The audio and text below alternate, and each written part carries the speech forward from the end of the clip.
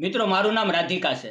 મારા પતિ એક આઈટી કંપનીમાં નોકરી કરતા હતા અને તેમનો પગાર પણ ખૂબ સારો હતો. અમે અમદાવાદ શહેરમાં રહેતા હતા. મારા લગ્નને 4 વર્ષ થઈ ગયા હતા. અમારો સંસાર ખૂબ ખુશીઓથી ચાલી રહ્યો હતો. પણ એક દિવસ સાંજે લગભગ 6 વાગ્યે મારા પતિ ઓફિસેથી ઘરે આવ્યા.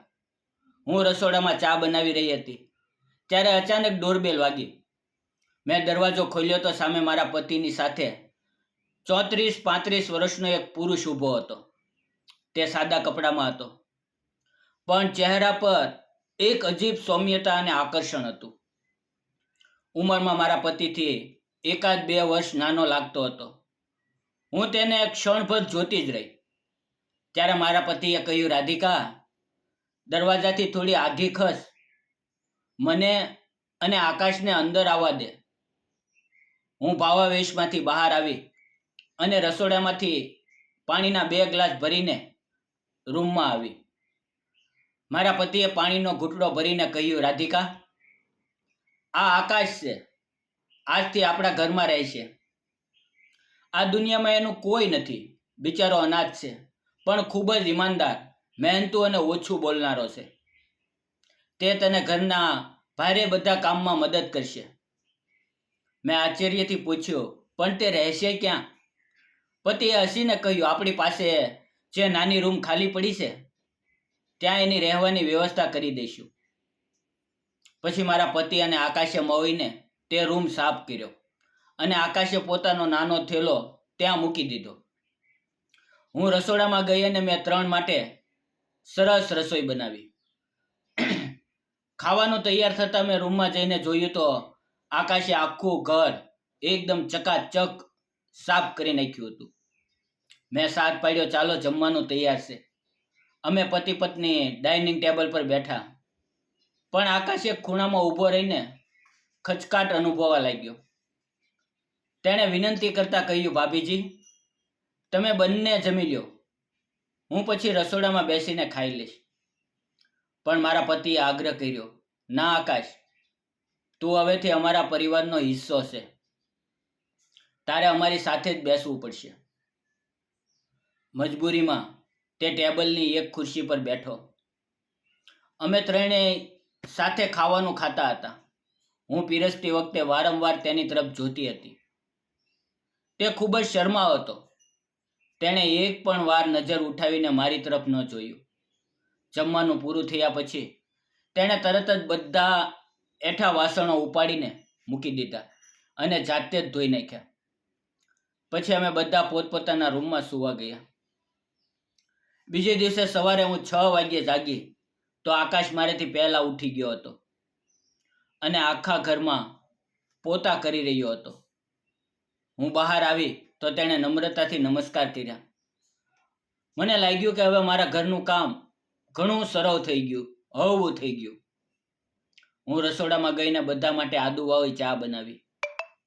આકાશે ચાનો કપ લીધો અને ખૂબ આદરથી મારા પતિને આપ્યો. ધીરે ધીરે અમારું જીવન ખૂબ સરળ બનવા લાગ્યું.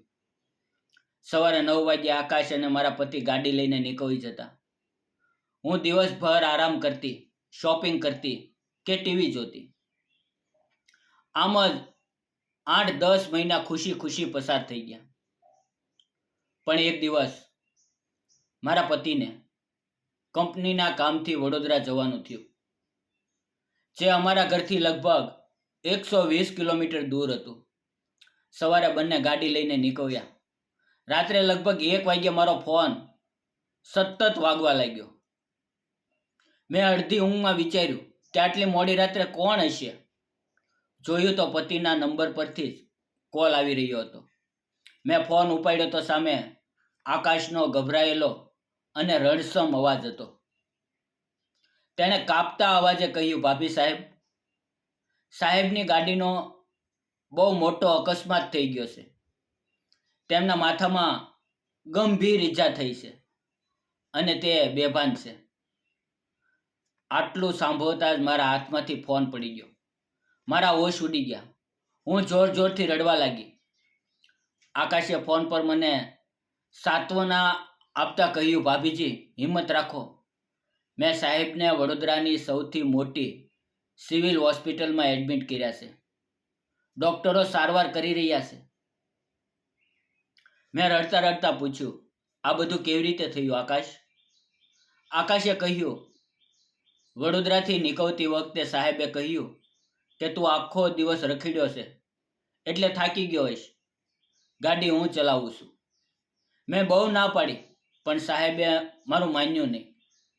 રસ્તામાં અચાનક સામેથી એક સ્પીડમાં આવતી ટ્રકને બચાવવા જતાં આપણી ગાડી ડિવાઇડર સાથે ધડાકાભેર અથડાઈ ગઈ. તેણે હોસ્પિટલનું નામ આપ્યું અને કહ્યું કે રાત્રે એકલા નીકળવું સુરક્ષિત નથી, એટલે હું સવારે વહેલી બસ પકડીને આવી જાઉં. મિત્રો, એ રાત મારા જીવનની સૌથી કાળી, લાંબી અને ભયાનક રાત હતી. હું આખી રાત પથારીમાં આવડતી રહી, રડતી રહી. કોઈ રીતે સવારના 5 વાગ્યા હું તરત જ ટેક્સી કરીને બસ સ્ટેન્ડ પહોંચી અને વડોદરાની બસમાં બેસી ગઈ.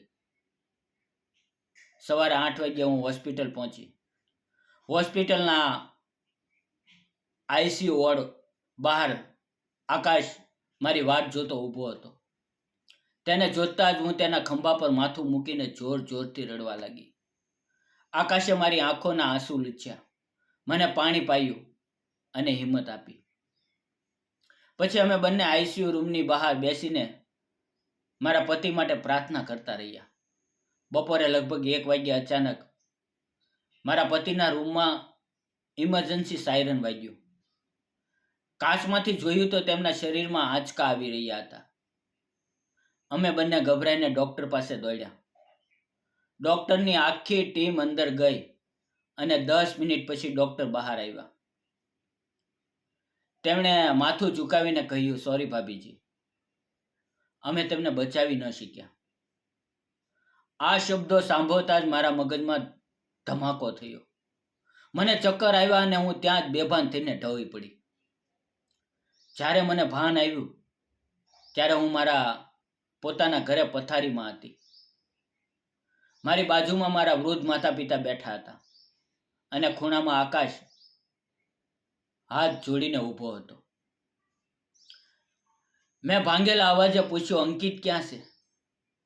મમ્મી પપ્પાએ મને ભેટીને રડતા રડતા કહ્યું, દીકરી, તારા પતિ હવે આ દુનિયામાં નથી રહ્યા. તેમની ઉત્તર ક્રિયા પણ પતી ગઈ છે. આ સાંભળીને મારો આક્રોશ બેકાબૂ થઈ ગયો. હું દિવસો સુધી અન્ન જળ વગરની રડતી રહી. મારા પતિની યાદો, તેમનો પ્રેમ, તેમનો હસતો ચહેરો મને સતત સતાવતો હતો. મારા માતા પિતાએ કહ્યું, રાધિકા, તું અહીંયા એકલી રહીશ તો પાગલ થઈ જઈશ. ચાલ અમારી સાથે થોડા મહિના ગામડે રહેવા આવી જા. મારે નહોતું જવું, પણ મારા માતા પિતા મને ગામડે લઈ ગયા અને આકાશ પણ સામાન અને મને સાચવવા અમારી સાથે આવ્યો. ગામડામાં આકાશે મારી આખો દિવસ સંભાળ રાખી. તે મારા માટે સમયસર દવા લાવતો. મારા માતા પિતા પણ આકાશની આ નિસ્વાર્થ સેવા જોઈને દંગ રહી ગયા. 2 મહિના ગામડામાં વિતાવ્યા પછી મને લાગ્યું કે હવે મારે મારી બાકીની જિંદગીનો સામનો એકલા કરવા માટે શહેરમાં પાછા ફરવું જોઈએ. હું અમદાવાદ પાછી આવી. આકાશ પણ મારી સાથે આવ્યો. મેં અને આકાશે મળીને કરિયાણા તથા હોમ ડિલિવરીનો બિઝનેસ શરૂ કર્યો. આકાશ સવારે 6 વાગ્યાથી રાત્રે 10 વાગ્યા સુધી દુકાન સંભાળતો. હું પણ બપોરે દુકાને બેસતી. ધીમે ધીમે અમારો ધંધો બહુ સરસ ચાલવા લાગ્યો. આકાશની ઈમાનદારી એવી હતી કે તેણે ક્યારેય પૈસાનો હિસાબ ખોટો ન આપ્યો, ના ક્યારેય પોતાની મજૂરી કે પગાર માંગ્યો. તે ઘરમાં એક વફાદાર રક્ષકની જેમ, મારી પડછાયાની જેમ મારી સાથે રહેતો. પતિના ગયાને 8-9 મહિના વીતી ગયા હતા.